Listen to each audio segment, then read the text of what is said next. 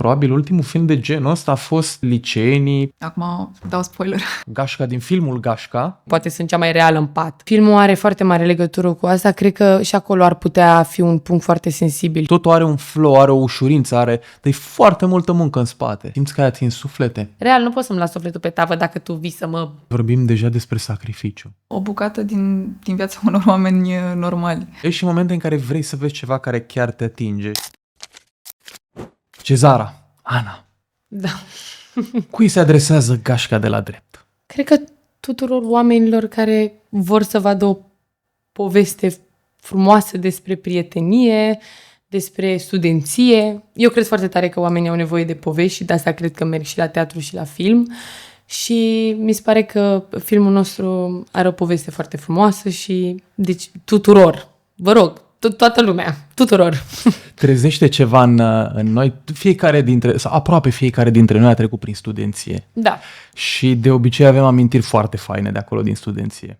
Trezește ceva Gașca de la drept în noi referitor la studenția pe care am avut-o? Cel puțin pentru mine așa a funcționat când am văzut primul draft de montaj. Pentru că sunt foarte multe secvențe în care Gașca iese, se distrează, se întâmplă tot felul de lucruri care se întâmplă în studenție. Știi, secretele astea, ne vedem undeva, e locul nostru, ne vedem la pub-ul nostru specific, unde bem nu știu ce și cred că toată lumea care a trecut prin studenție a avut parte de asta sau cel puțin sper că a avut parte de asta, pentru că dacă au trecut prin studenție și nu s-a întâmplat asta, ce ați făcut în studenție?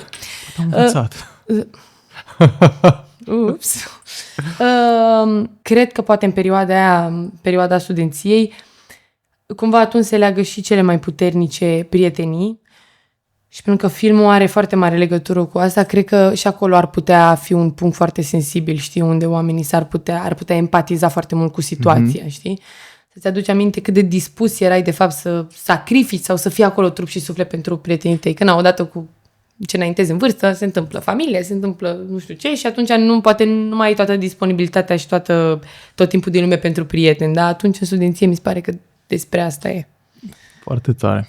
Clar recomandăm oamenilor să vadă Gașca de la drept. Hai să le spunem, te rog, și de ce. Pentru că, cum am zis, că au nevoie de poveste, mie e foarte ciudat, știi, să spun despre filmul în care e jocul, mi se pare, dar dacă mă întrebi, e foarte fresh, e foarte, foarte actual, e o poveste actuală și eu cel puțin, uite, sunt în perioada în care m-am săturat un pic de filmele SF și să facem și am văzut toate Harry Potter-urile, am văzut, da? Și cred că avem nevoie puțin să privim, adică să vedem viața reală pe ecran. Mie asta îmi place foarte, foarte mult, de-aia sunt și fan filme românești. Și de asta, pentru că e foarte actual și pentru că e foarte fresh și pentru că sunt mulți actori tineri, printre care mă număr și eu și cred foarte tare că colegii mei sunt foarte, foarte talentați, au făcut o treabă foarte bună și îmi doresc să-l vadă cât mai mulți oameni și pentru asta. E super fresh. Cred că ultimul film de genul ăsta a fost Liceenii, dacă nu mă înșel. În genul ăsta, da, despre studenție, despre ce înseamnă toată partea asta cu facultatea, cu așa, cred că da, Liceenii. Care, by the way, a fost unul dintre filmele mele preferate, adică când aveam, nu știu câți ani aveam, când am văzut prima oară, 13-14 ani. De liceu. Exact. Deci Gașca de la drept e super fresh. Este super fresh. Eu așa zice, m-a arătat cineva cum este super fresh. Un film super fresh. Da, este super fresh. Sală, super tare. Yes. Zi-mi, te rog, față de ce ești tu în viața de zi cu zi? Cât de aproape a fost personajul Ana? Sau cât de departe? Deci, de asta am și râs foarte tare când am citit. Eu sunt prietenă foarte bună cu Maruca Băiașu, care o joacă pe Teo în film.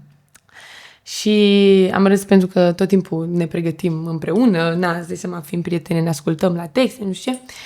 Și am citit primul draft de scenariu și ne-am uitat una la alta și am zis, băi, este perfect, tu nu va trebui să joci nimic, Cezara, deci eu sunt Mănușa, Ana, adică Mănușa. pentru mine Mănușa a fost, Mănușa, sunt la fel de împiricată ca ea, sunt la fel de expansivă, vin cu foarte multă energie exact cum vine și ea, sau uite, poate nu-mi dau seama, vezi că poate pentru că eu sunt așa, am citit personajul ăsta în cheia asta, dar nici nu mi-o imaginam pe Ana altfel, adică asta e fix tipologia ei, vine tot timpul, am zis, e fix argintul viu din situația găști și așa mă simt și eu, adică cred că asta ar spune și prietenii mei despre mine, deci a funcționat foarte, foarte bine. Deci ca să concluzionezi ce ai zis tu, te-ai uitat un pic pe script și ai zis, n-am nevoie de script, sunt fix eu. Și le-ai aruncat. Nu, tocmai. Am nevoie de script, eu țin foarte mult la text, eu ca actriță sunt genul de actriță care nu poate, deci trebuie să-mi scriu toate replicile, am un caiet în care îmi scriu textele de 2-3 ori, trebuie să nu știu ce, dar a fost foarte simplu să înțeleg. Mai presus de text, știi că ne întreabă foarte multă lume, bă, dar cum țineți minte atât text? Asta e cea mai mică problemă. Cred că mai complicat e să înțelegi, de fapt, psihologia din spatele unui personaj și de ce spune el ce spune. Și acolo a fost ușor, știi, să mă conectez la ce se întâmplă cu Ana, pentru că eu înțeleg de ce se împiedică, înțeleg de ce e tot timpul anxioasă, înțeleg de ce dă din mâini, iată. Și cu asta mi-a fost mult mai simplu, și dar tocmai am citit textul și m-am făcut așa și am zis, ok, am înțeles, e bine. Wow, ce insight fain. Citeam și la fel mai auzeam despre anumiți actori că se pregătesc înainte de un rol, eu știu, fac un fasting extrem sau merg la sală timp de luni întregi sau câțiva ani, tocmai pentru a intra un pic în rolul personajului și a înțelege psihologia din spate, nu? Asta are legătură, da, într-adevăr, bineînțeles, cu ce ți se cere, ce... Eu am putut să o fac pe Ana așa slabă cum sunt eu. Dar, da, mă rog, asta e un gen de actorie care se practică mai mult în America, method acting, când, într-adevăr, îți supui și corpul unor schimbări și așa. Dar, da, pentru a înțelege... Habar n-am cum a fost Robert De Niro, care în Taxi Driver a plecat 6 luni de zile și a făcut taximetrie ca să înțeleagă ce se întâmplă. Eu n-am făcut asta pentru Ana, pentru că am înțeles, adică am fost foarte, foarte aproape, apropo de întrebarea ta, am fost foarte aproape și asta m-a și relaxat foarte mult pe platou de filmare. Crezi că e important pentru un actor să se regăsească și să înțeleagă psihologic ceea ce va juca? Sau din contră e o provocare dacă nu ești neapărat aproape de actorul pe care urmează să-l joci? Da, că nu-mi dau... Adică exact ce ai zis și tu, știi, uneori e foarte important să te regăsești, dar în același timp e și o provocare mare când trebuie să înțelegi. Adică eu cred că avem, se spune asta meseria noastră, că avem toate personajele noi, că de fapt toți conținem foarte multe lucruri, nu suntem doar așa. Cezara e doar așa și gata. Nu, conținem și eu bucățile mele de răutate, bucățile mele de copilărie, bucățile mele... Și cumva e foarte interesant de fapt ce se întâmplă să accesezi toate zonele alea, știi? Și cum ajungi acolo, cum le lasă iasă la suprafață, cum nu te duci prea mult. Adică e foarte complex cu totul. Na. Ca viața însăși. Ca viața însăși, exact. Păi da, de fapt, acolo e maestria, nu? Să aduci pe ecran sau pe scenă viața însăși. Și de foarte multe ori, știi tu, ca actor, zici, aici să stau așa și să fac așa, că știu eu. Și de fapt, asta nu se întâmplă în viață și e foarte... Adică, pentru că noi purtăm în fiecare zi aceste măști, eu am venit aici, m-am făcut drăguță, m-am aranjat, nu știu ce, sunt cu tine aici, adică nu sunt eu cum am trezit, de fapt, și cum poate sunt cea mai reală în pat. Și atunci, cum aduci realitatea aia și mai ești și cu 50 de persoane pe set, care toți sunt gen, hai mai în stânga, hai mai în dreapta, faci sau nu faci? Mamă, stai un pic, a greșit din nou replica. Hai că trebuie să... Hai că, da, bossul meu zici sau nu zici, că ne-am plictisit, știi? Și cumva să îți menții, de fapt, realitatea aia și să rămâi acolo, în interiorul tău, real conectat. Foarte fain explicat. Cumva să fii autentic și în același timp să te poți transpune. Să poți să fii, de fapt, să aduci autenticitatea ta la personaj, știi? De-aia mi-a fost ușor foarte cu Ana, tare. pentru că seamănă foarte tare. Foarte tare. Mai ții minte cum ai reacționat când ai aflat că vei face parte din distribuția filmului? Eram acasă Ok. și am primit telefonul și eu mă și plimb foarte mult când vorbesc la telefon și mă plimbam prin casă și eram așa gen, oh, maga, ce se întâmplă? Nu pot să cred. Și m-am bucurat. Sincer, nu mi-aduc aminte dacă am plâns, dar știu sigur că m-am emoționat foarte, foarte, foarte tare. Pentru că e și primul meu rol într-un lungmetraj, adică e debutul meu în lungmetraj și pentru mine asta n-ați de seama. Adică e un layer în plus la ce înseamnă de fapt filmul ăsta. Da. Și îți dai seama că m-am super bucurat. Cât ai repetat pentru rol? Mai cred că au fost niște săptămâni bune de repetiții. Să zic, am 3 săptămâni. Nu ne-am văzut chiar zilnic cu Miha, dar da, cred că cam pe acolo. 3-4 săptămâni în care ne vedeam de cel puțin 2 ori pe săptămână, da? Pentru că secvențele sunt lungi, sunt majoritatea complicate, sunt cu coreografie, adică a fost nevoie și eu cred foarte tare în chestia asta cu repetiția. Știi că odată ce știi foarte, foarte bine textul, repeți și la filmare ești mult mai relaxat. Corect. Și atunci dacă eu n-am repetiție și ce fac? Ok, hai la filmare cu cele 50 de persoane care se uită la tine și toți sunt gen, boss, suntem în întârziere. Da, ok, stai să zic și textul, stai un pic să mă uit așa, stai să mai fac și o glumă, așa cu repetiție te relaxează, îți dă un... Când înveți să mergi pe bicicletă, înveți mai întâi la tine în grădină, la tine pe stradă și după te duci să te plimbi în București. Știi ce zic? Da, deci cam așa funcționează și pentru noi. Da, ok, super tare. Zi-mi, te rog, ai scene faine, ai scene mai complicate, mai provocatoare, mai grele. Secvențe. Asta voiam să spun. Secvențe. Secvențe. Așa. Care a fost cea mai grea sau cea mai provocatoare secvență pentru tine? Sunt 2 la care mă gândesc acum. Dar cred că totuși o să vorbesc despre secvența din bucătărie, unde eram cu colegul nostru Vlad Brumaru. Stai că voiam să dau un spoiler și mi-am dat seama că nu. Nu, încă, în octombrie. Nu. Ok, nu vorbesc de relația dintre personaje atunci. Era o secvență lungă, deci cred că are 4-5 pagini. Se întâmpla dintr-o bucată. Miha a vrut cu coreografie, a vrut să coreografiem toată mișcarea. Am avut filmare de noapte, deci cred că am început undeva pe la 11:30 noaptea. Ok. Pentru imagine, ca să fie imaginea și mai frumoasă, dădeau cu fum. Noi eram deja așa obosiți. Coreografia iar, adică fiind în bucătărie și întâmplându-se acțiunile în real time, ok, eu tăiam morcovi, îmi pregăteam caserola, trebuia să fiu într-o parte să iau nu știu ce sare. La un moment dat am uitat să stau într-un semn, băieții de la cameră erau așa, hello, te-ai dus 3 cm mai în față, ce facem, nu te mai văd, am zis ok. Aveam, și situația era de așa natură că era foarte încărcată, repet, nu vreau să zic care era relația dintre mine și Brumaru, dar era o situație tensionată, adică nu vorbeam despre și ce să faci de mâncare și sunt foarte multe lucruri, știi? Și de asta, de exemplu, repetiția a ajutat foarte, foarte mult. Textul era deja știut, deja știam unde avea loc să improvizeze, mai făcea o mică improvizație. Acțiunile astea pe care trebuia să le fac, bineînțeles că trebuia să fiu atentă să nu-mi tai eventual și degetele, că, repet, tăiam morcov și ok, iar cum faci ok, eu tăiam morcov și la un moment dat îmi dădeam seama că îmi lipsește nu știu ce, iar asta trebuie să fie organice, nu poate să fie, mi-am dat seama că îmi lipsește sarea, ok, să mă întorc. Știi? Și a fost mult și știu că am filmat pentru secvența aia, cred că am filmat vreo 4 ore, timp în care noi eram într-o bucătărie de 3 metri pe 3 metri, mult fum, noapte, sete, stai un pic, mă ustură ochii de la fum, o secundă, eram într-un pulover de lână, adică era, dar în sensul ăsta a fost greu, știi, dar pentru că de bine ne-am simțit pe platouri și pentru că am fost cu oamenii pe care îi știu și o echipă excepțională, s-a trecut repede peste partea asta adică a fost foarte frumos, știi, o țin minte. Adică cred că aia a fost cea mai complicată secvența mea de până acum pe care probabil am filmat-o până acum în toată viața mea. Deci, dar totuși mă raportez la ea cu drag, adică nu e... Mamă, stai să zic.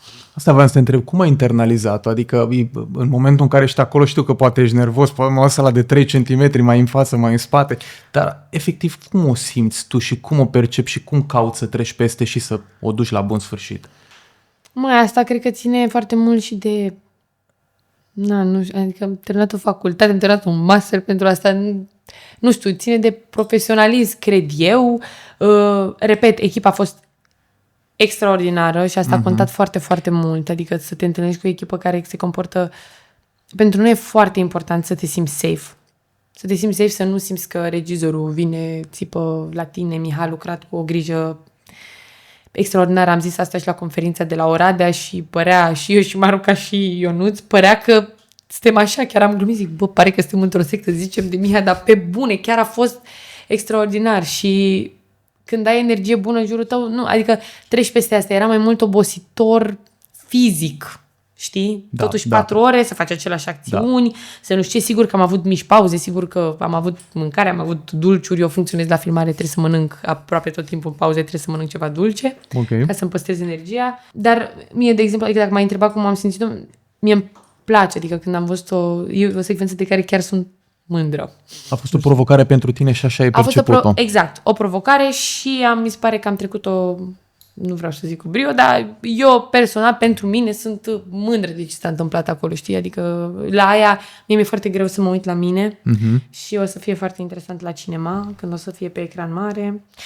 Probabil o să stau așa, dar la secvența aia o să mă uit. Pic, stai da, o să mă pun pe spate și o să zic, Doamne ajută. Se vorbește despre valori în gașca de la drept, ceea ce e absolut normal și foarte frumos într-o gașcă să existe aceste valori. Se vorbește despre loialitate, prietenie și sacrificiu.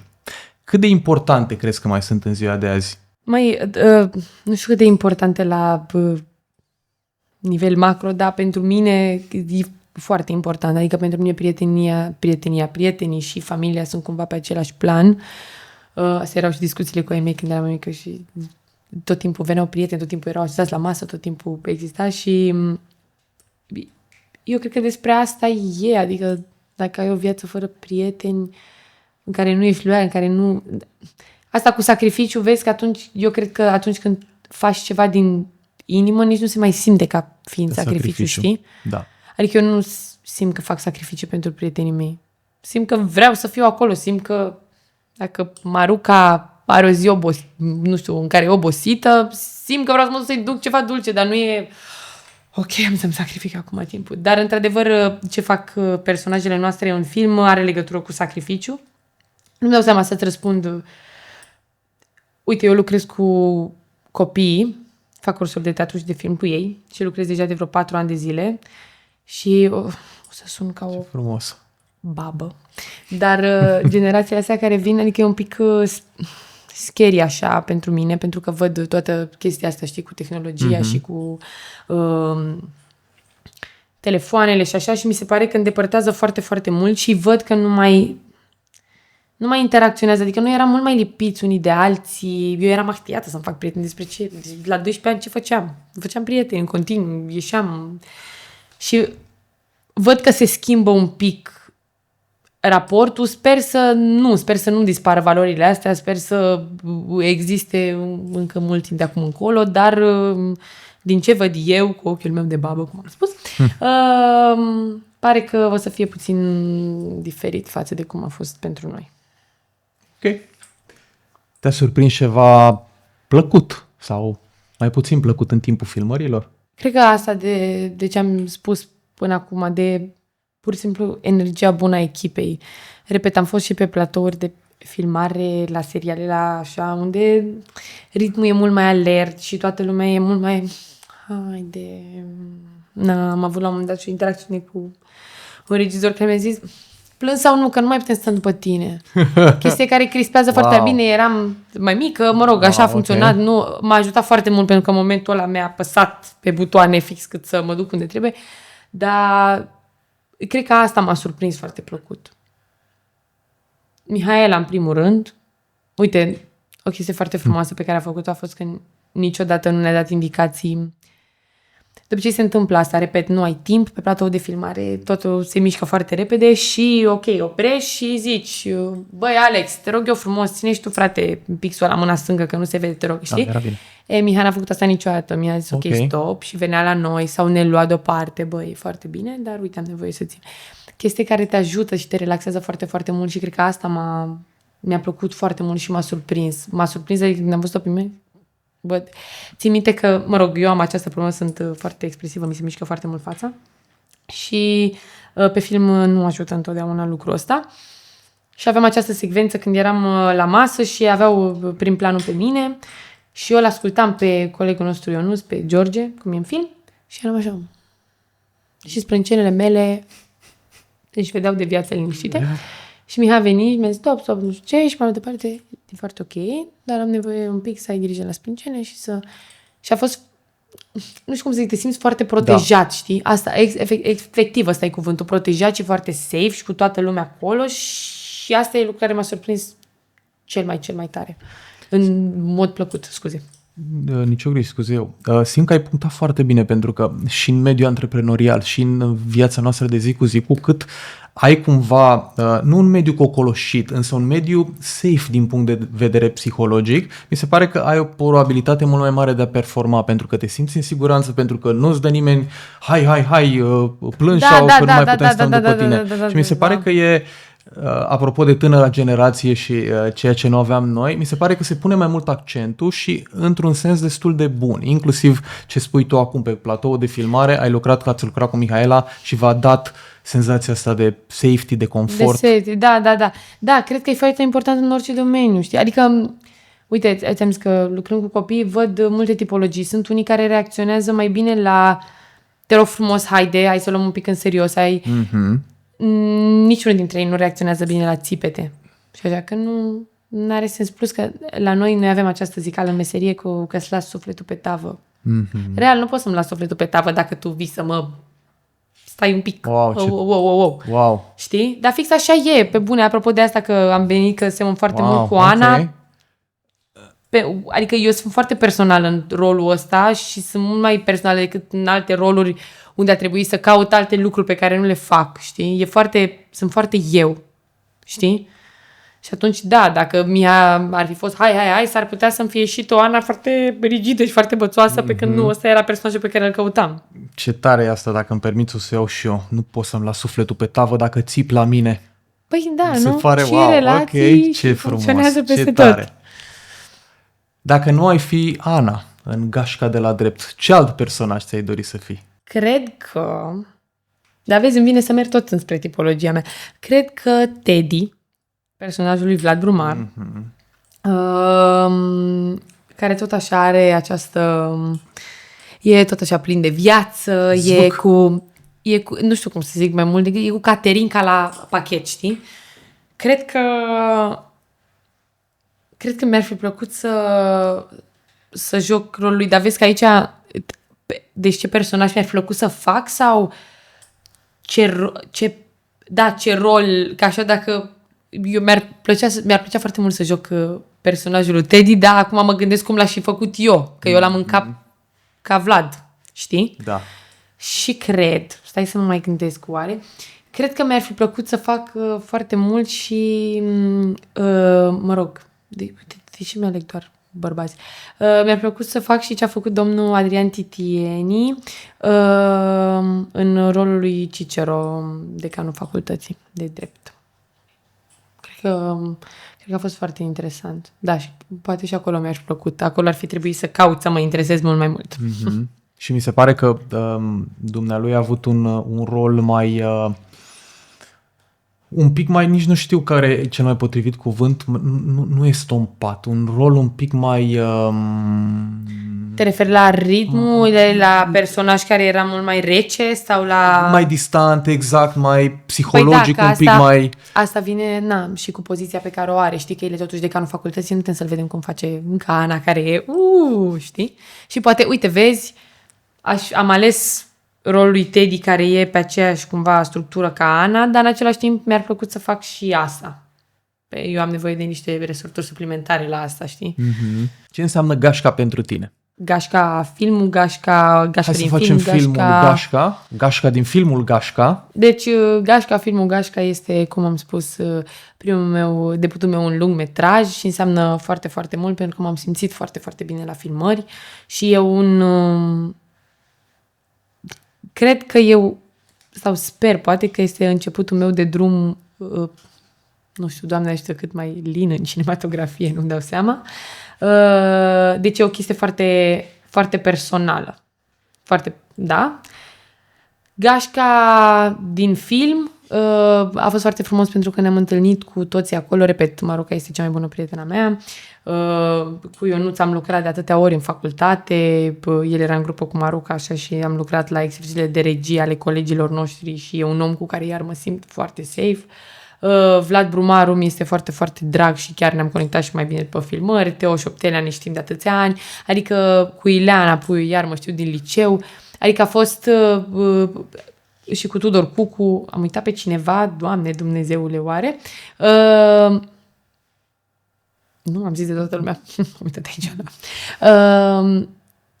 Și a fost foarte mișto, știi, că țineam deja la ei, prietenia asta era cumva instaurată și atunci nu ne-a fost greu să o ducem la următorul nivel. Na, sigur, asta e jobul nostru și dacă filmam cu cineva cu care nu mă știu atât de bine, poate nu s-ar fi văzut, dar asta, repet, ne-a ajutat pe noi și ne-a relaxat foarte mult. Deci înseamnă foarte mult pentru mine și mă bucur foarte mult când mă întâlnesc cu colegii, cu oameni pe care îi cunosc pe platou. Deci asta înseamnă pentru mine Gașca filmul și Gașca din filmul Gașca. De sinergiile și cumva coeziunea chiar ajută. Adică, apropo de ce ziceai tu mai devreme, că dacă știi scriptul, după aia te poți concentra la tăiatul morcoilor și aici la fel. Da, bineînțeles, pentru că e mult mai... Na, sigur, întâlnești o persoană, filmezi cu ea, vă știți că breazla e mică, da? Adică nu... Da. Ok. Și sigur că toată lumea vine cu bun simț și cu... Ok, dar ea, pur și simplu, e alt raportul, știi? Adică când stai între duble la țigară, ok, e altă dinamică când vorbesc cu Maruca sau cu Brumaru sau cu Ionuț față de un coleg pe care poate îl cunosc acum, știi? Și e și chestia asta de primă dată, aoleo, stai un pic, poate să fiu cumva, stai să nu fiu chiar, nu, noi cunoscându-ne cu toții pe platou, a fost doi. Și de asta am și râs foarte mult, știi? Voi înși vă, 100%. Exact. Și eu cred foarte, foarte tare în lucrul ăsta cu umorul. Pentru mine este foarte important. Și a fost din plin.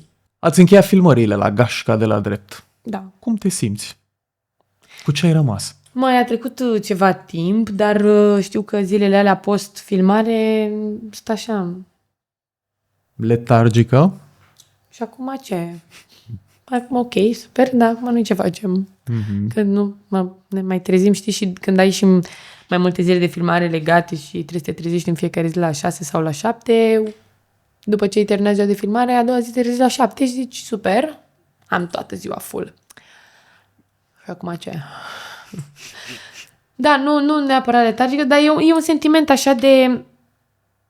Știi sentimentul ăla sau sentimentul pe care l-aveai când erai copil și plecai cu ai tăi undeva, da, nu știu, sau la bunica sau habar n-am în vacanță și te întorceai și stăteai în spate, că ai tăi erau în față și n-aveai voie că erai copil și te uitai așa pe geam și un sentiment de s-a terminat ceva și a fost atât de frumos că nu vine să, știi, s-a terminat și ei vrea să nu se termine și așa. Știi ce zic? Știi sentimentul ăla? Super, l-ai descris superb, știu. Ăla este sentimentul. Exact, ăla este sentimentul când te uiți pe geam și ești fix, ok. S-a terminat și e atât de frumos ce s-a întâmplat că nu-ți vine să plângi, nu-ți vine...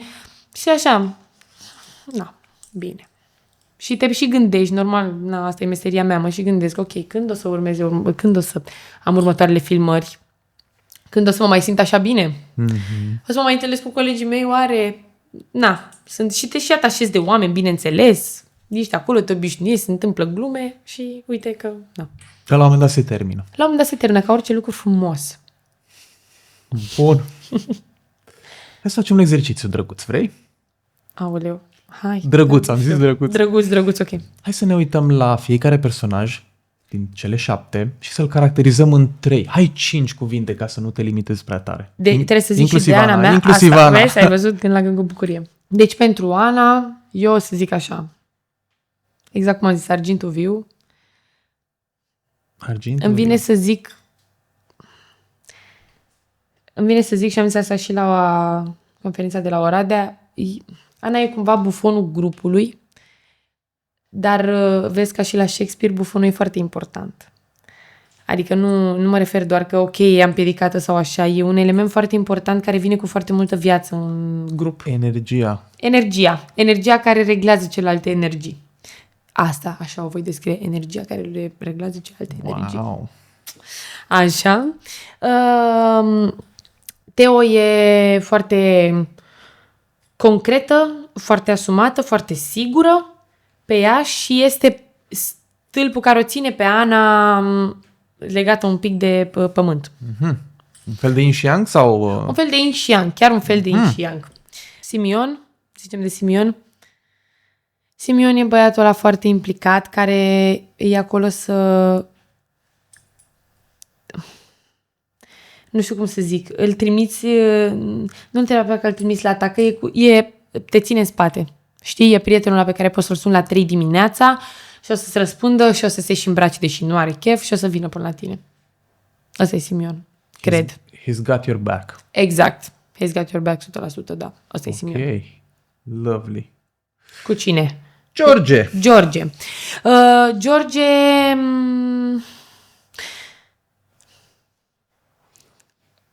Uneori, binele făcut cu forța e mai mult rău. Și George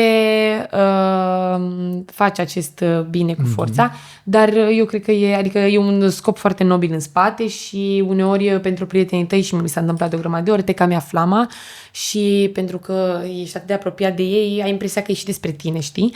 Și te duci tare și ăsta e George, dar foarte, foarte empatic și sufletist. Uite, da, ăsta e George. Empatic și sufletist, ok. Exact. Pe cine mai avem? Teddy. Teddy detensionează foarte bine toate situațiile și e un gen de oglindă a Anei.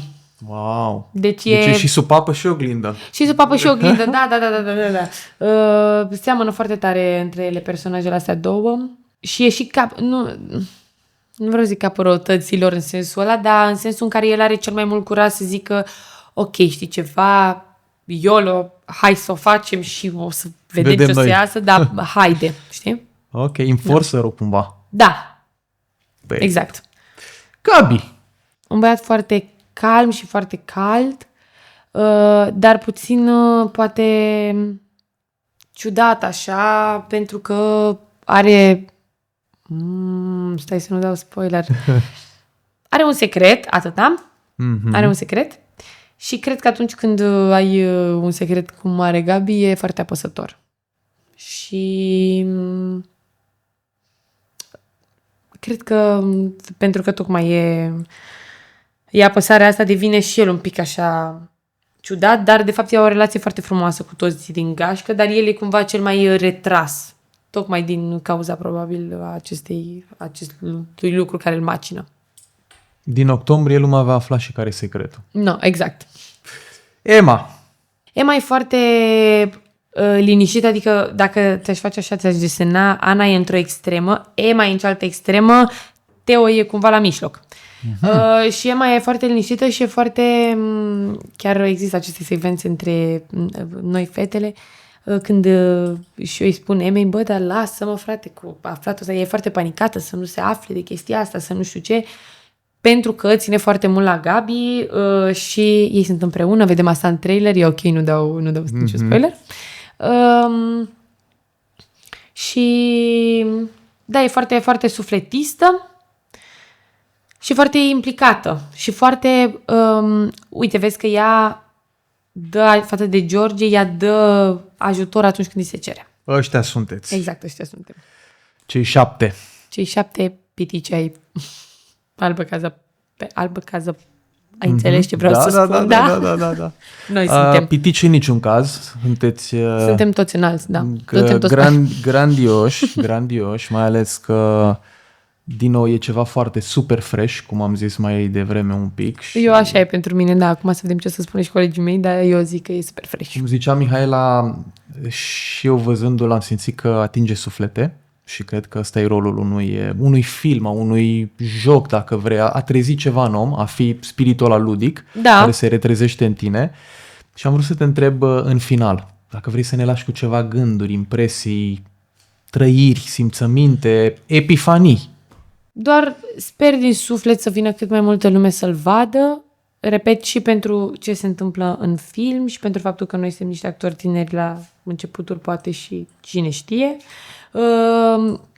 dar și pentru povestea frumoasă pe care o are și cred că perioada asta a liceului și a facultății e o perioadă foarte, foarte frumoasă și sper să le reamintească oamenilor de relaxarea pe care o aveau atunci și da, nu știu, gânduri e că sper din suflet pentru fiecare coleg din breazla noastră să dea de o echipă așa mișto cum am dat eu de echipa asta.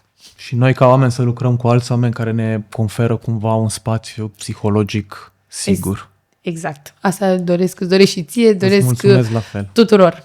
Mulțumesc la fel.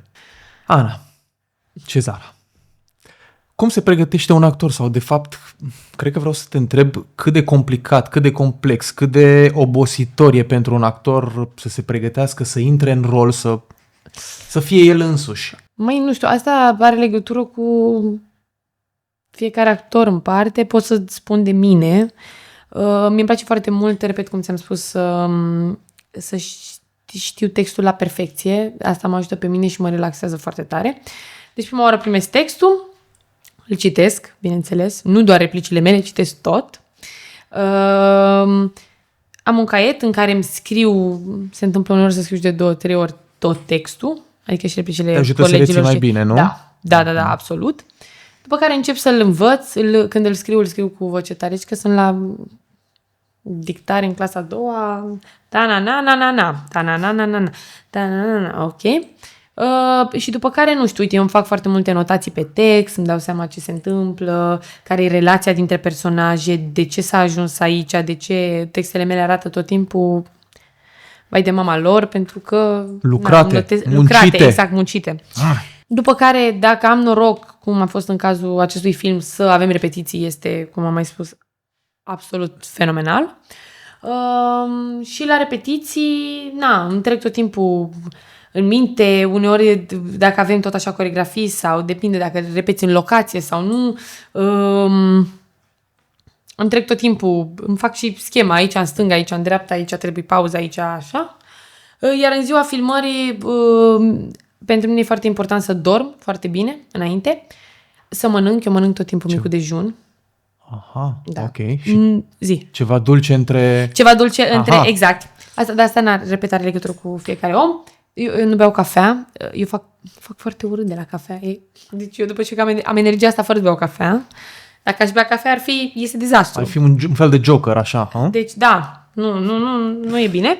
Și atunci nu beau niciodată cafea. Adică am niște chestii, nu știu, pe care le fac și le știu eu pentru mine. În pauză uneori mă retrag așa, am nevoie de 10 minute să stau doar eu cu mine. Îmi place foarte mult când merg la filmare să ascult muzica mea de bubuială ca să mă ajute tot așa cu energia. Dar fiecare actor se pregătește, nu știu, habar n-am. Și de multe ori la filmare port chiloți negri. Nu știu de ce, dar mă ajută. Am eu această rutină. Sunt superstițioasă și cumva zic tot timpul, o să fie bine dacă am chiloți negri. Din afară pare, nu ușor, dar pare așa considerabil mai puțin provocator. Ca atunci când te uiți la un atlet, te uiți la un sportiv și totul are un flow, are o ușurință, dar e foarte multă muncă în spate. Enorm de multă muncă. Asta are legătură cu, adică zi-mi tu un domeniu în care nu e multă muncă în spate. Adică în care să faci performanță. Adică sunt convinsă că și la avocați. Uite, m-am dus o dată la curtea de apel, nu știam că pot să intru, a fost foarte tare, m-am dus cu o avocată, nu știu, și mi-a zis, vino să te duc la P55, nu știu, care s-a legat foarte bine și cu filmul, că am avut context, nu știu ce, și am văzut o avocată care a ținut un discurs, Doamne, nu că cu flow, deci, sincer, eu din sală am zis, Doamne, eliberați-l pe băiatul ăsta care nu știu ce a făcut. Deci a fost extraordinar, dar eu sunt convinsă că doamna aia a muncit la discursul ăla nopți întregi și are ani de muncă pentru că era cumva mai în vârstă. Apropo de asta, știi că totul când e făcut, cred că are legătură și cu plăcerea și cu munca pe care o depui înainte. Și când se întâmplă astea două, și plăcere și muncă, pare totul foarte relaxat, știi? Dar de fapt e muncă în spate. Și la noi, la actori, e la fel. Plăcere, muncă și chemare? Chemare în sensul în care e vocația ta, sau... Da, cred că are legătură și cu plăcerea, știi? Că dacă n-ai plăcere, ce chemare să ai? Adică înțelegi că ai chemare și plăcerea nu știu. Dacă ai chemare, teoretic ai și plăcere. Da, mi se pare că asta merg mână-mână, nu poate să fie una fără alta. Băi, ce chemare am, dar n-am chef să fac deloc. Nu cred, că e de sus și e așa, știi? E un cadou pe care l-ai și... Daruri. Da, exact. Cezara, îți mulțumim tare mult. Și eu vă mulțumesc foarte, foarte mult. Felicitări pentru ce ai făcut, pentru ce ați făcut. Mulțumim. Bucurie mare și ceva mesaje pentru public, pentru telespectatori, pentru... Hai în gașcă, adică haideți să vedeți filmul nostru și ce am făcut, să vă bucurați alături de noi și să vedeți ceva super fresh. Dragilor, am avut bucuria și plăcerea de a discuta cu Cezara. Stați foarte aproape, ne pregătim pentru următorul invitat. Dragilor, am revenit. De această dată avem plăcerea de a discuta cu Mihaela Aniței, regizor Gașca de la Drept. Bună! Bună și bine ai venit! Mulțumesc, bine te-am găsit! Gașca de la Drept, felicitări! Mulțumesc mult! Simți că ai atins suflete? Iartă-mă că intru atât de abrupt. Te-am urmărit într-un interviu și ai spus că vrei să atingi și vreți să atingeți suflete. Simți că ai făcut acest lucru? Păi încă n-a ajuns la public, deci nu cred că pot. Simți că va face acest lucru? Cred și sper că da. Sper că da și cred că sunt foarte multe elemente cu care, scuzați cacofonia, o să poată empatiza foarte mult din public.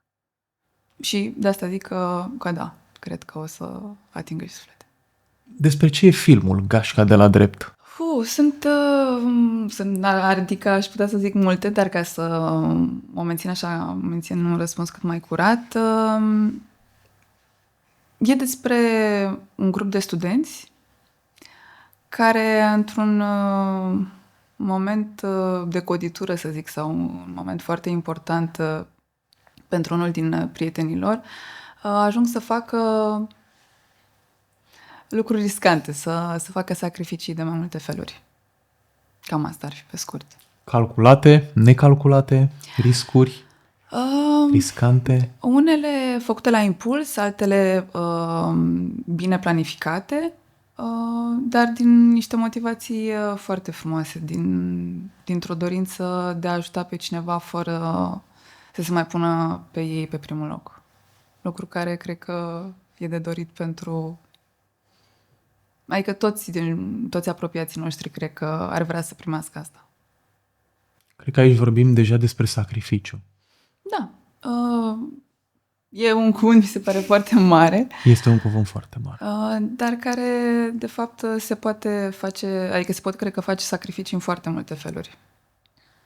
Sacrificiul este unul dintre cuvintele menționate și în trailer. Se vorbește despre, eu le consider cumva valori, poate greșești și corectează-mă, te rog, loialitate, prietenie și sacrificiu.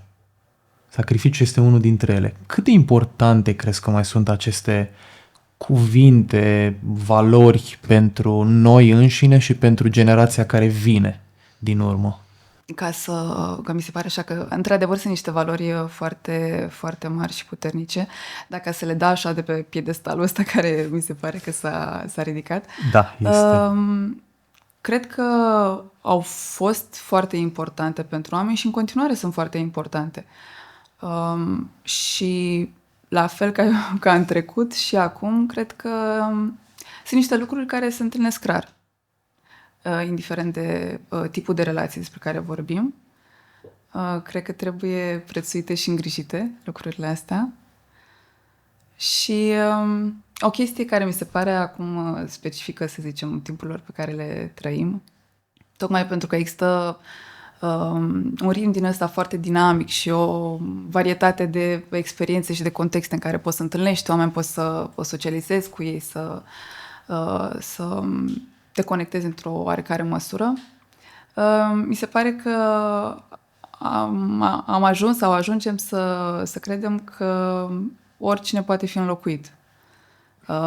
Adică are balta pește. Are balta pește. Și aici nu mă refer doar în spectrul ăsta amoros, indiferent de relații. Cred că poate fi oricine înlocuit fizic. Pe de altă parte, cred că sunt anumiți oameni pe care ajungem să-i întâlnim în viața asta noastră, nu știu, de la Dumnezeu sau putem să zicem că printr-o serie de coincidențe, dar care sau cu care să ne conectăm într-un mod mai special, chiar să simți că există acolo o chestie sufletească. Ei, și relațiile astea mi se par, de fapt, că sunt alea cele mai valoroase și care merită îngrijite și menținute și care aduc bucurie foarte mare în viața noastră. Și care te fac să nu te mai simți că ești singur pe lumea asta. Cam asta. Și de acolo răsare și sacrificiu și prietenia și loialitatea și multe altele. Cumva, mi-a plăcut foarte mult ce ai spus. Cumva fiecare om poate fi înlocuit, evident într-o anumită măsură, cu un anumit cost de oportunitate, că pe de-o parte câștigi ceva, pe de-o parte pierzi altceva. Însă mi se pare că sunt unii oameni care au o anumită energie, cum ai zis și tu, și care se pot conecta cu alți oameni într-un mod care nu poate fi înlocuit. Și indiferent ce vine peste noi sau este deja aici cu noi, mi se pare că un om deschis la suflet, un om empatic, un om bun, nu va putea fi înlocuit. Și leg asta de ceea ce am auzit într-un interviu precedent cu unul dintre actori și mi-a plăcut tare mult, pentru că mi-a spus că pe platoul de filmare, tu ca regizor te-ai asigurat că ei s-au simțit safe, că ei s-au simțit psihologic într-un mediu sigur în care puteau performa și, ca să citez, își puteau pune sufletul pe tavă. Și citatul de fapt era: n-ai cum să spui sufletul pe tavă dacă cineva țipă la tine. Evident că tu nu ai făcut asta, ba mai mult decât atât, i-ai ajutat să fie cea mai bună versiune a lor. Și am vrut să te întreb cât de natural îți vine să faci asta și cât de important crezi că este să faci un cadru psihologic safe pentru actori? Printre cele mai importante lucruri, și aici, dincolo de empatia pe care cred că o am, cred că mă ajută să înțeleg un pic care ar fi nevoile sau care ar fi cadrul cel mai potent pentru ei, și din experiența de actriță. Pentru că, și în special în secvențele mai sensibile sau care cer un pic mai mult și sunt mai...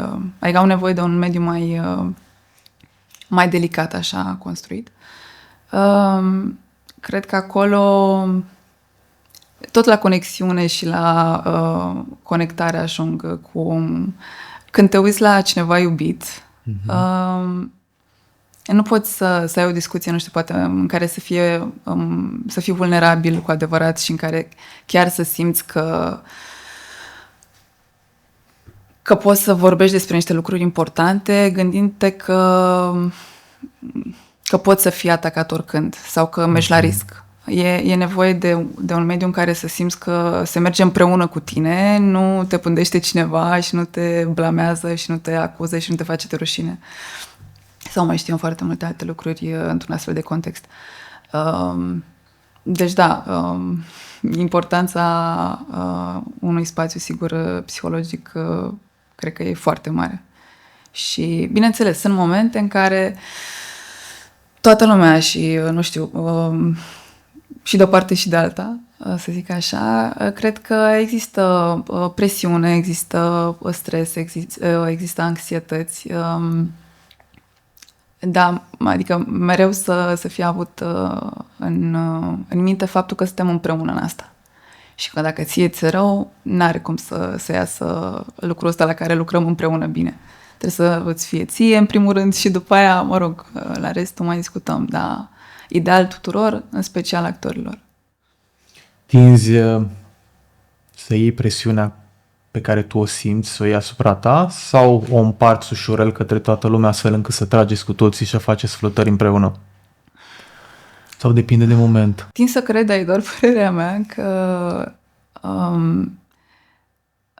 că regizorului îi revine foarte mult responsabilitatea asta de a coordona și de a da așa o notă pentru felul în care se mișcă lucrurile. Adică odată ce de acolo se pleacă cu nervi și cu țipete sau, mă rog, știm povești, s-a mai auzit, cu urlete, cu certuri, cu alte lucruri de genul ăsta, cred că se instalează o crispare și se împiedică procesul de lucru. Și lumea începe să calce așa mai încet, să nu și nu cred că e un ambient prea plăcut. Ideal, da, mi se pare să poți să ai abilitatea de a ține în tine, de a le rezolva tu cu tine și afară să dai numai lucruri pozitive și sprijin și... Nu zic că e ușor deloc, dar mi se pare că asta e varianta ideală. Asta cumva la un nivel utopic, pentru că sunt momente și momente când efectiv avem și noi un pahar și ăla mai dă și el uneori pe afară și atunci cauți probabil un echilibru. Un echilibru și cred că mi s-a părut că am avut parte de oameni dincolo de actori și aici mă refer la întreaga echipă în afară de actori, dar au fost persoane foarte importante la care, exact ca în prietenie sau ca în alte relații, am nevoie să zic lăduful meu. Da. Să poți să scoți un pic afară din tine sau varianta în care scoți singur, dar fiecare după posibilități, după momente, sunt variante diferite. Mi se pare că sunt multe astfel de povești în care coeziunea asta și sinergia asta din grup dă așa o notă super fresh. Eu știu, Sex and the City sau Friends, Seinfeld și multe altele. Cum vezi Gașca de la Drept în actualul context, dat fiind că probabil ultimul film de genul ăsta a fost, dacă nu mă înșel, Liceenii, long time ago, și era despre liceu și nu despre facultate. Cum simți că se integrează Gașca de la Drept în peisajul ăsta? Cred că vine foarte fresh, sper eu că o să aibă așa un aer fresh și foarte actual, adică nimeni nu mai inventează acum roata, dar depinde cum aduci lucrurile și poveștile într-o variantă actuală și contemporană. La fel mi se pare că e și pentru filmul nostru. Cred că reflectă lucruri care în continuare se întâmplă, chiar dacă povestea de fapt din care a fost inspirată a fost acum ceva timp, dar sunt lucruri care încă se mai întâmplă și sunt lucruri care se întâmplă și dincolo de cadrul ăsta universitar. Tipul de relații, tipul de ajutor, ascunzișuri și alte lucruri. Deci se integrează foarte bine, zice. Plus că multe prietenii rămân și după terminarea facultății, mai ales în grupuri atât de compacte. Da, ideal da. Ideal, da. Acum nu știu cât de mulți oameni sunt atât de norocoși sau în ce măsură sunt norocoși, că poți să rămâi cu unul, poți să rămâi cu mai mulți. Variază, dar e un lucru foarte frumos să se întâmple așa. Să vezi adică să fie o evoluție umăr la umăr. Regizor sau actor pentru tine? Care îți place mai mult și de ce? Zic și. Și recunosc că în momentul de față sunt un pic cu un picior mai mult în zona de regie, de scenaristică. Pe aici încerc să capăt cât mai multe instrumente și arme. Cam asta e etapa de evoluție în care mă aflu. Da, și actoria rămâne acolo o iubire și nu vreau să o dau la o parte. Momentan e așa, să zicem, pe locul 2, m-aș arunca să zic, dar rămâne o chestie de suflet și acolo. Cât de mult crezi că te ajută faptul că ai și jucat în cariera ta de regizor? Mai multe plusuri, mai multe minusuri, cum simți? Minusuri n-aș zice că există. Decât eventual faptul că poate am un start întârziat. Dar în afară de asta, cred că pe de-o parte mă ajută mai mult la nivel de empatie și de grijă față de actori și pe de altă parte că pot să și înțeleg un pic din lucrurile din spate, din lucrul la rol, să zicem. Un pic din niște abordări, mecanisme sau alte lucruri ajutătoare în dezvoltarea rolului. Deci nu prea văd. În afară de faptul că simt că am niște lucruri de recuperat, față de alții care, nu știu, au fost în generație cu mine și au fost la regie de film. În afară de asta, nu cred în niciun fel că m-ar împiedica, dimpotrivă. Te ajută. Da. Simți cumva că, fiind regizor și dat fiind că că ai fost și actor sau actriță, iartă-mă? Așa că tot mai întrebam mai devreme dacă regizor sau regisoare. Dacă e să mergem în aceeași linie, actor. Actor. În momentul în care ești actor, focusul tău e cumva pentru rolul pe care l-ai, adică ești cumva o rotiță din mecanism.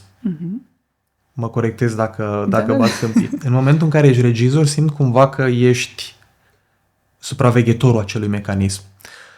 Oarecum.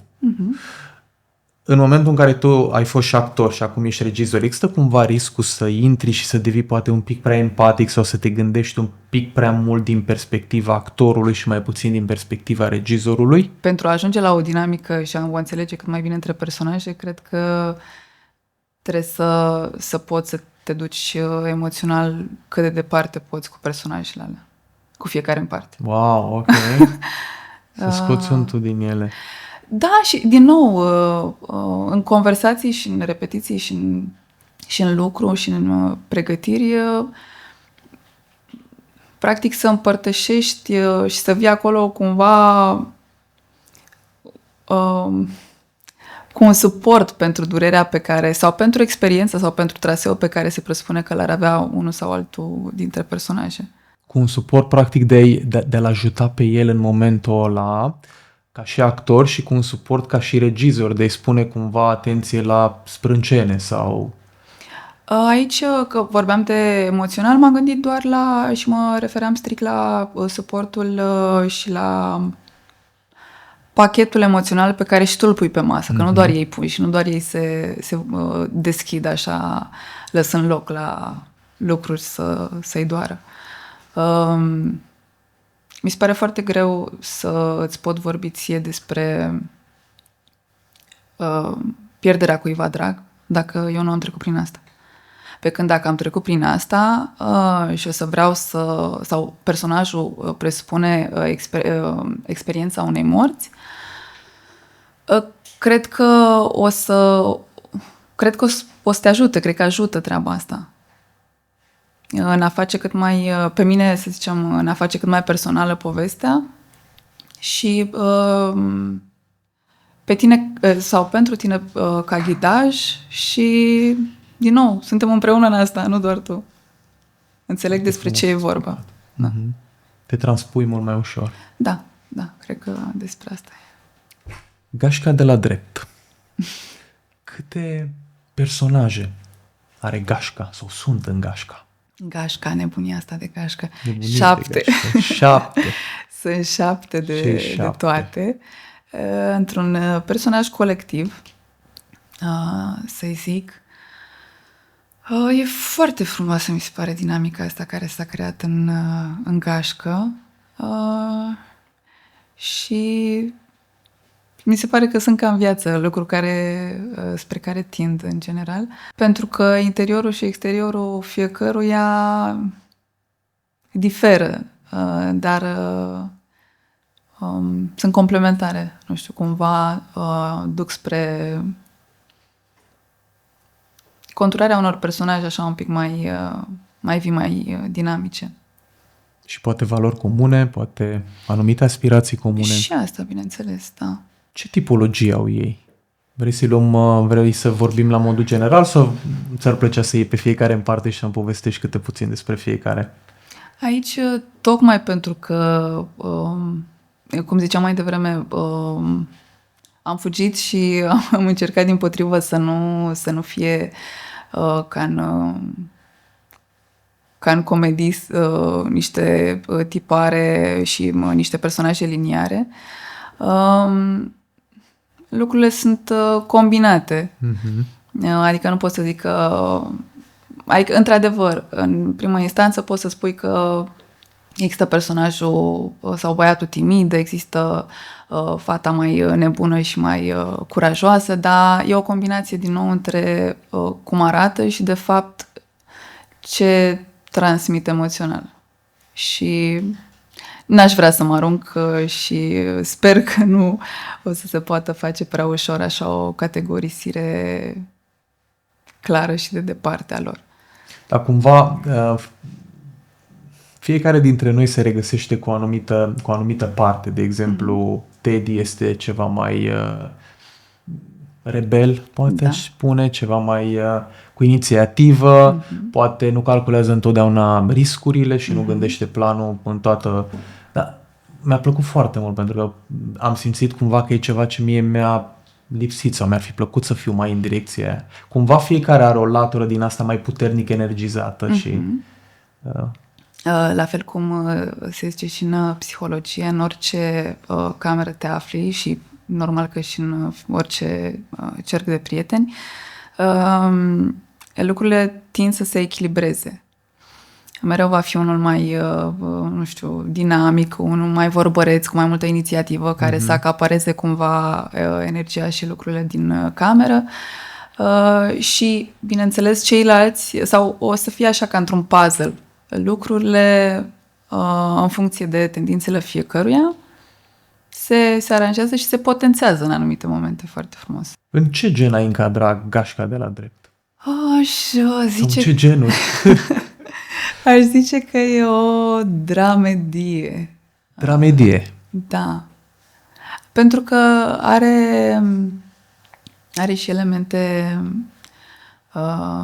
emoționante și mai profunde, dar și multe momente comice, are și unele momente romantice, e și aici destul de echilibrată.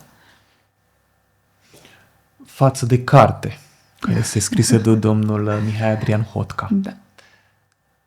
Cât ai simțit nevoia nu să te abați, că nu e cel mai bun termen, dar să improvizezi, să adaugi, să potențezi în momentul în care ai făcut regia? Aici lucrurile au fost realizate în privința asta, în primă și în foarte mare măsură, de scenarist. Ok. Eu de acolo ai preluat. am luat scenariul și am văzut sau m-am gândit cum pot fi lucrurile făcute încât să se atingă mesajul dorit. Ok. Ați comunicat? Ai comunicat cu scenaristul în direcția asta mai mult sau pur și simplu?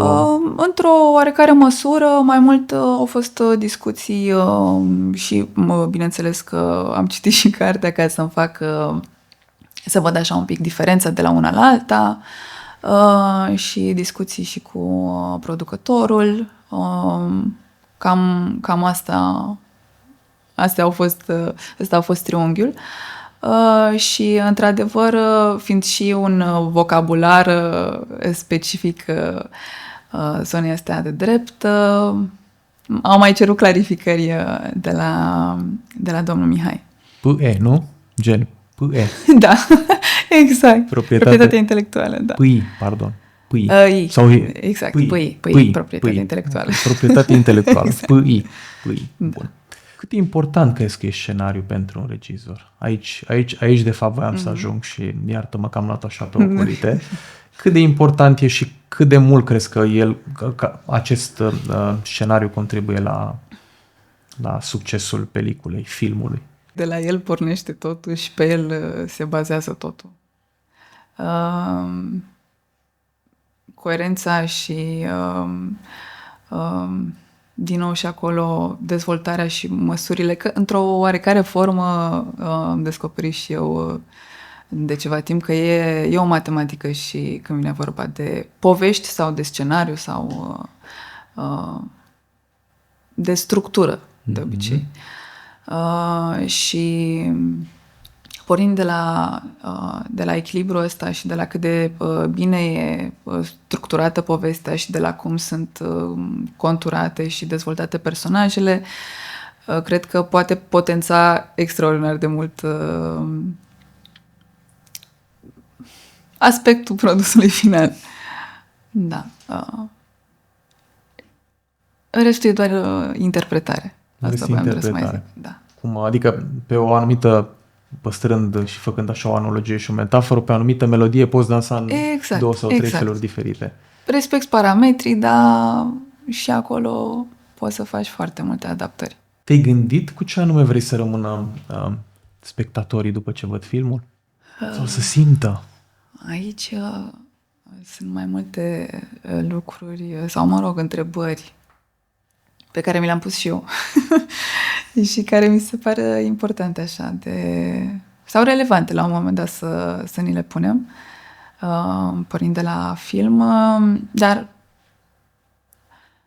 un lucru așa important, să zicem, și care se și încheie filmul, mi-aș dori să aibă un pic mai multă încredere în existența, și aici fiecare să ia cum vrea. Normal. În existența cuiva acolo sus. Nu știu că vorbim de Dumnezeu, sau că îi zicem Dumnezeu, că îi zicem univers, că îi zicem cum vrem, că există ceva, o entitate mult peste noi care ne protejează și face cumva ca lucrurile să se întâmple spre binele nostru. Aici, de multe ori, cred că în viața de zi cu zi uităm să mai dăm atenție așa detaliilor și să vedem binele și frumosul care e în jurul nostru. Ce fain. Și cred că ajutorul ăsta, ce ziceam mai devreme, de sus, cred că poate să vină în foarte multe forme. Persoane, poate de la care nici nu te așteptai, acțiuni care să te surprindă și așa mai departe, da. Da, să cred un pic mai mult în bine și în oameni. Ce frumos. Apropo de ce spuneai tu, am auzit la un moment dat tot așa o versiune care îndemna să crezi că există ceva, cum vrei să-l numești, să-l interpretezi, să-l simți. Și cumva acest ceva îți spune că suntem ființe de lumină și că ne îndreptăm către lumină. Unii sunt mai departe de lumină, unii sunt mai aproape de lumină, dar cumva ne îndreptăm către conștiința aia comună și simt că în actuala societate cumva și, nu știu dacă aș spune neapărat din cauza, pentru că are o conotație negativă, cumva pentru că se întâmplă atât de multe lucruri în mediul digital, atât de multe transformări, tindem să uităm de partea aproape plină sau un sfert plin a paharului și să ne uităm la cât de gol e și mă uit că foarte multe și religii și foarte multe persoane pun accentul pe recunoștință, pe gratitudine, ca să nu uităm că azi ne-am trezit, suntem aici, avem plăcerea de a împărtăși lucruri, de a discuta despre un proiect superb pe care l-ați făcut, super fresh, super cool, avem o super echipă în spate care ne ajută și uneori uităm de lucrurile astea și am vrut să te întreb pentru tine ca om, lăsând deoparte partea de actor, de regizor, cât de important e să fii aliniată cu tine și să mergi în direcția asta și să mergi acolo pe platou și să zici yes, azi pot să fac ce-mi place. O, Doamne, la filmarea mi se pare în sine un punct din tot procesul ăsta foarte frumos și foarte intens. Adică adrenalina e o nebunie acolo în corp cu ea, stresul, lucrurile totuși frumoase care pot să apară, tocmai în contextul ăsta destul de dificil și spontan. Da, încerc la filmare și în general în viață, dar e o luptă între a fi recunoscătoare și a vrea mai mult. În general mi se pare că echilibru e cel mai greu de atins. Oscilez fiecare, adică și recunoștința și dorința de a te dezvolta, cred că fiecare sunt foarte importante și relevante pentru individ, dar sunt momente în care poate merge mai mult una, mai mult cealaltă. Momente și momente. Exact. În echilibrul ăsta pe care căutăm să-l păstrăm, de multe ori avem și momente de dezechilibru și cumva mi se pare că astea ne clădesc și ne ajută și fac diferența. Că știi, ca de exemplu ca în relație, ca în anumite momente, în momentul în care e bine, toată lumea e bine. Normal că ne înțelegem. În momentul în care apar provocările și apare greul, acolo e de fapt, hai să vedem cine, who's got your back, cum e de exemplu și în gașca. Exact. Și în momentele alea de dezechilibru mi se pare că ne formăm și ne clădim și nu sunt ușoare, Dumnezeule, chiar nu sunt ușoare. Nu, și oricât de multe ori, sau cred că nimeni de fapt nu e bucuros atunci când trece printr-un moment dificil și așa fiecare poate simte, nu știu, sau se întreabă cu ce a greșit, de ce merită el asta și așa mai departe, dar mi se pare că pentru orice tip de relație și pentru fiecare individ în parte, punctele astea de cotitură relevă foarte multe despre cine ești și despre, de fapt, tipul de relație cu celălalt. Și în viața asta așa de confortabilă și de amabilă cu noi, cred că e foarte ușor să stai în relații superficiale. Noi ca oameni suntem, apropo de relații de suprafață, noi ca oameni suntem destul de complexi și uneori te ajută, știi că te mai uiți la filme de genul ăla, băi, vreau și eu să văd un film ăla în care să nu gândesc. Da. Și ai și momente în care vrei să vezi ceva care chiar te atinge și care te provoacă și care coboară cumva în adâncul tău. Și mi se pare că așa e și cu relațiile și mi se pare că așa e și cumva acest personaj colectiv și așa este și cu cele 7 personaje din gașca de la drept. Se provoacă, se ajută, se susțin, se sacrifică. Da, am încercat și, de fapt, din nou pornind de la scenariu, să fie dată o bucată din viața unor oameni normali. Și, într-adevăr, nu e dus așa într-un abis psihologic sau emoțional, dar sunt teme cărnoase, să zic. Teme cu cărniță pe ele. Da, care pot fi dezbătute și analizate. Vrei să facem un exercițiu drăguț? Te rog. Avem 7 personaje. Așa. Vrei, te rog, să ne gândim la 3 cuvinte, hai, 5 cuvinte, ca să nu pară că te limitezi pentru a caracteriza fiecare personaj? Pot să zic eu personajele. Te rog. Și tu poți să zici, mă mai gândesc următorul, dacă simți. Hai să începem cu Simion. Calculat, determinat, implicat. Wow, tu chiar zici în 3 cuvinte. Vrei să nu respect? Nu, e perfect. Trebuia să nu respect. Super tare. Bun, hai să vedem, hai să ne uităm la George. Ingenios sau creativ. Ok. Găsește soluții. Fâșneț, am spune noi. Fâșneț. Exact. Fâșneț, că tot avea și un fâș pe el. Așa. Și inteligent. Și inteligent. Simți că de obicei, dacă ești inteligent, ești și fâșneț. Și ca să fii fâșneț, trebuie să fii un pic inteligent. Adevărat. Da, recunosc că în mintea mea asta, termenul de fâșneț se duce într-un școala vieții. Școala vieții. La George nu mă duce școala vieții. Ok. Școala vieții cu combinații cu... Exact, un pic mai așa, o inteligență... ok. Da. Sora cu cea academică. Ok. Teo. Simți că te poți baza pe ea? Da, e genul care și aici tot în zona asta de ingenioasă sau tipul care scormonește după soluții și încheagă cumva lucrurile încât să lucreze cu ce are, să lucreze la cea mai mare capacitate cu ce are. Ce tare! Să poți utiliza ceea ce ai la capacitate maximă. Fărai din ceai. Exact, da. Teddy! O pată de culoare, dar să nu se interpreteze greșit, că știe că-l iubim. O pată de culoare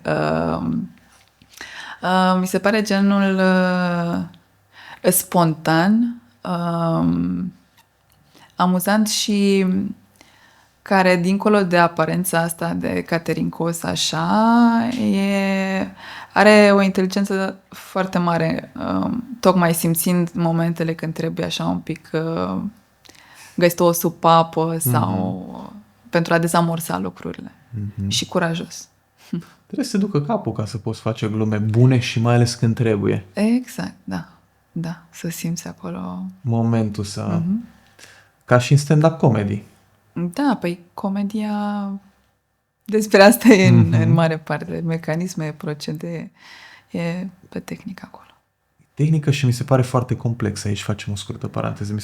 Mi se pare foarte complex. Urmăresc câțiva oameni care fac stand-up comedy și, wow, deci pentru unul funcționează tonalitatea, pentru unul funcționează cumva pur și simplu vine exact ce îi vine în minte, efectiv spune. Pentru unul funcționează să facă mișto în stânga și în dreapta. Și mi se pare că e un univers atât de complex încât trebuie să te ducă capul ca să poți face mișto. Sunt foarte multe tipuri de comic pe Corect, care... de la Caragiale? Exact. Ține minte, da. Și cred că asta relevă măsura în care cu adevărat ești bun, dacă poți să o repeți și ideal să o îmbunătățești. Acolo înseamnă că, ok. Deja ești profi, okay, the king of comedy. Exact, dacă o dai așa la plesneală, cred că e altceva și foarte bine și atunci, da? Dacă poți să repeți măcar la un nivel minim de calitate și ideal, cum ziceam, să te îmbunătățești de la o reprezentație la alta. Să fie mai bun decât ai fost ieri. Exact, da. Revenind, Gabi. Unul din cei serioși, e genul care ține foarte mult și la viața privată. Adică tinde mai mult să-și rezolve lucrurile el cu el. Să păstreze, chiar dacă e foarte implicat în grup, dar unele lucruri mai bine... Păstrează un echilibru bun, nu? Da, tot e la modă, un echilibru bun între viața personală da. și profesională. Da. Ok. Ana, personajul Ana.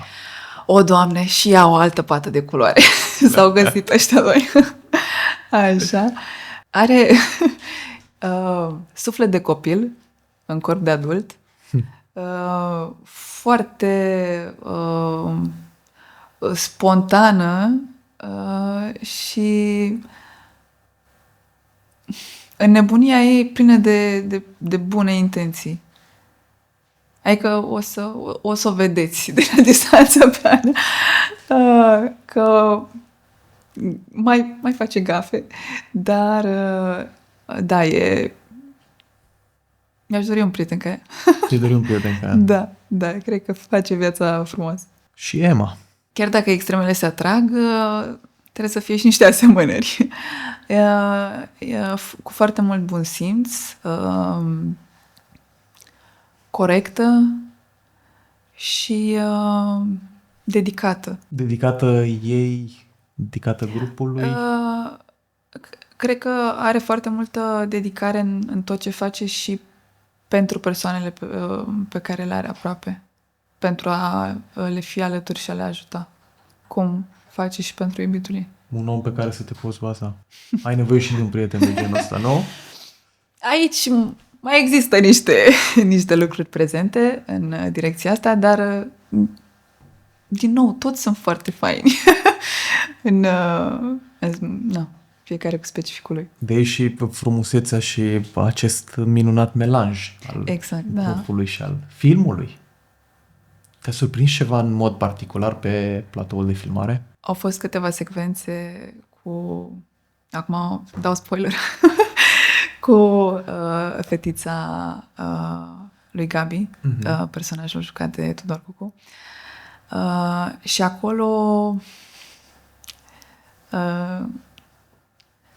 când vezi ceva atât de mic, de fragil și de inocent într-o astfel de ipostază, chiar dacă, ok, nu e realitate, că nu suntem nebuni, dar te mai fură în anumite momente și acolo m-am speriat.